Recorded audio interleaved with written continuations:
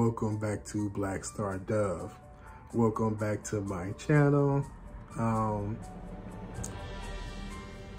first of all, let me say it's always HBO, which is helping brother out. You know, trying to get to a thousand subscribers. That is my hard number by December. So I'm most definitely going to put in the work to make sure that is obtainable, especially for the last 6 half months of the year. I know I believe in myself, and I know that is more than attainable to get 1,000 people to like me enough to subscribe. So that is my goal, sticking to it. Today will be a little bit of today will be a story time, but an interesting story time, because it had me thinking. I did have something else planned, but I was like, you know what? Let me just share this just in case, hey, anyone can relate to it. So I'm going to tell the story of how I met my first fiance. I've had 2 fiancés in my life so far. Hopefully when I have the 3rd one, I'll actually get married. But I always say the first one really didn't count because I was extremely young and I had no idea what I was doing. So this will be the story of how I met my first fiance. So this will be, hold on, let me get the dates right. Technically, I met her April 1st, 2011. So let me give you the setting. So, and I also looked up a few things so I can correlate it to Phoenix. So if you live in Phoenix, you can understand like how everything was spread out in Cleveland, of where she had to drive to and all that stuff. So I remember it was me, my friend Bam, and my friend Kevin. We was gonna go out to West 6. So West 6 is like, if you're in Phoenix, think of Mill Avenue. It's the exact same thing. It's just called West 6. So we're going out to West 6th Street. And I was like a little bit of a shy person at the time. So I really didn't ask that many women out to dance. So, you know, we went out to West 6. We went club hopping a little bit. And I remember the club that I met her in. If you're on West 6, it's this club that used to have a bull ride. It was on the end of the street and it used to have a bull ride, but it was the club across the street that we went to. That was actually my first time ever going to that club. So we go in there at when you come in at the base floor, they got like this little rock band, little garage band playing. You know, it sounds cool or whatever. But we went down into the basement. That's where they had like the hip hop stuff. And at the time, Little B was good. For those of you who remember Little B, I live on the West Coast, so Little B is still a legend here. So they was doing the wonton soup. Remember, he used to have like the whole cooking dance and all that stuff. So we go down to the basement and I see her. And like, I see her dancing. She's dancing by herself. So I walk up to her and I ask her, does she want to dance? And she said, no, I'm sorry. So, now keep that in mind. She said, no, I'm sorry. Bam and Kevin started laughing at me because they was like, you don't really ask no one out to dance and all that stuff. I was like, but they started laughing and poking fun. And yeah, I guess like, you know, she overheard it and she came and she tapped me on my shoulder and she said, hey, let's dance. So it was cool. So we danced for like 2 or 3 songs. And we had like almost like a genuine connection. And so, you know, she stayed with me in that club that whole night. And we ended up bouncing from club to club with Kev and all them. So we're going from like club to club to club. And then, you know, like after the club closes, people want to go to like IHOP. So we was gonna go to IHOP in Steelyard.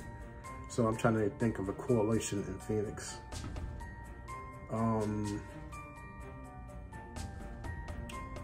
Okay, to go in Phoenix, if you were to go from downtown Phoenix to the Denny's on 7th Street in Camelback, that'll be the equivalent of going from downtown Cleveland to Steelyard, just to go to IHOP.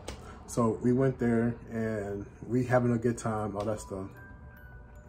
And like, it's time for, at that time I didn't drive. So I had to be about what, 21? No, cause I turned 21 in 2010. So I was 22 years old. And so I didn't drive or anything like that. You know, I was a college student, so, you know, like, cut me some slack. So she said that, hey, you know, she said, I want to finish hanging out with you. I'll take you back home. So keep in mind, we're in Steelyard. So we drive, okay. We drive from Steelyard, which is like 7th Street and Camelback. We drive all the way up to, that'll be Maple Heights. Maple Heights / Bedford. There used to be a Walmart, and like, you know, right on the edge of Maple Heights and Bedford. So we drove there to go to Walmart. And I'm trying to think, like, what will be a good correlation? That'll probably be about Deer Valley. So imagine going from 7th Street and Camelback to Deer Valley. Okay, so we go to Walmart, and then, you know, we're doing nothing. We're just like, we're having fun. We're doing all that, you know, all that stuff. So she drops me from the Walmart in Bedford. Sorry, I'm trying to like get everything correlated, and I'm still trying to match it with Phoenix, so people who live in Phoenix can get an idea of the driving she did.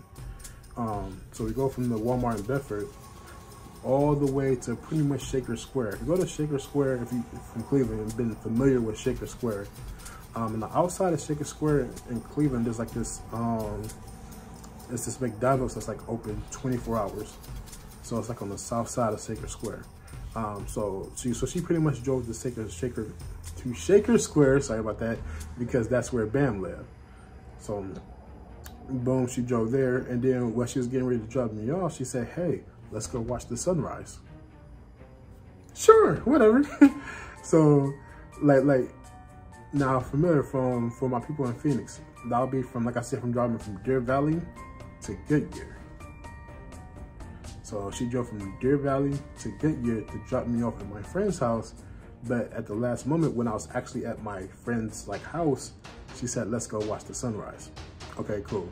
So we went from Shaker Square all the way back downtown, and that's where the lake is. So we're driving from Goodyear all the way back to downtown Phoenix.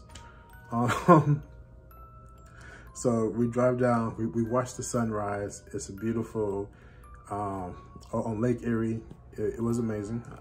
And then she drives all the way back to Shaker Square. She drives all the way back to Goodyear. And at that point, she's really tired.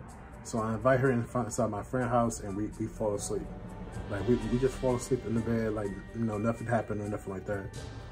And because she had to drive to Lorraine in the morning. So I looked it up. That would be the same as from driving from Goodyear to Chandler.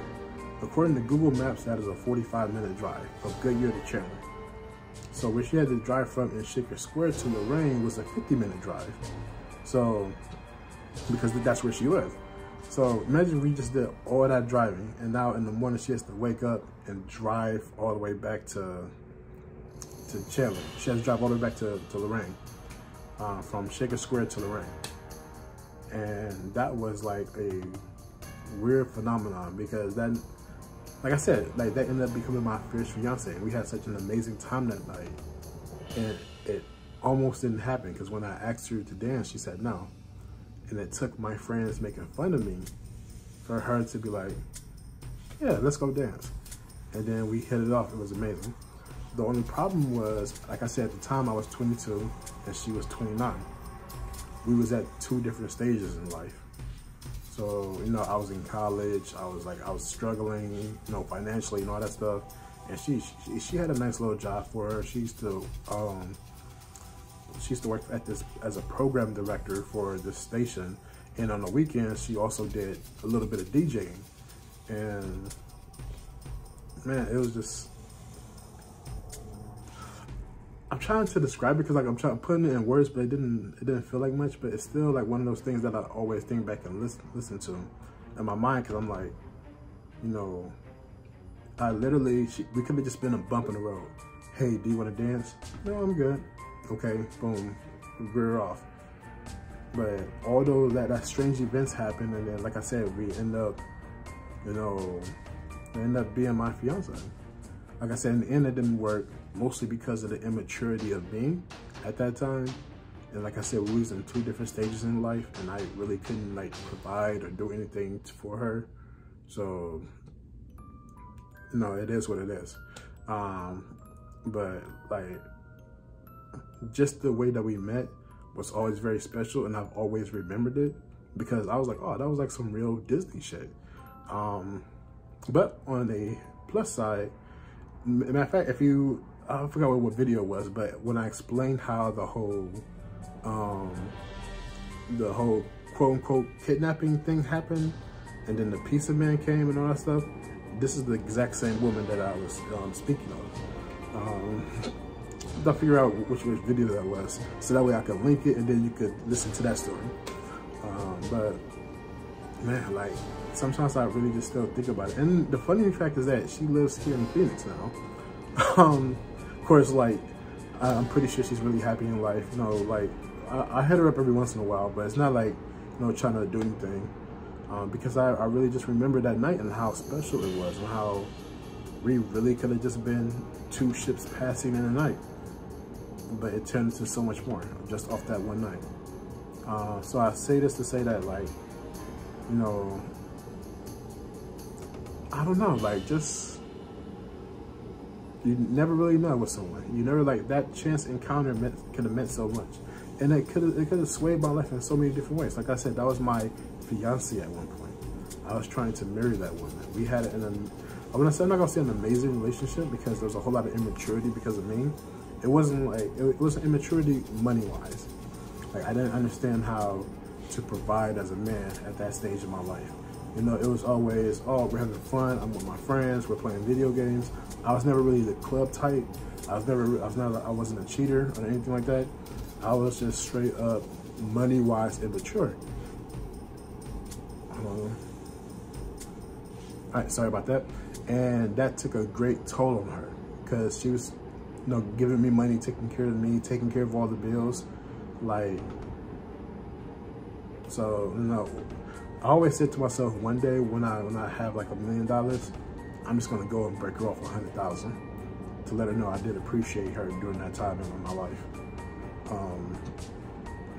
But like, I hope you find this story interesting. If you can, like, share, subscribe.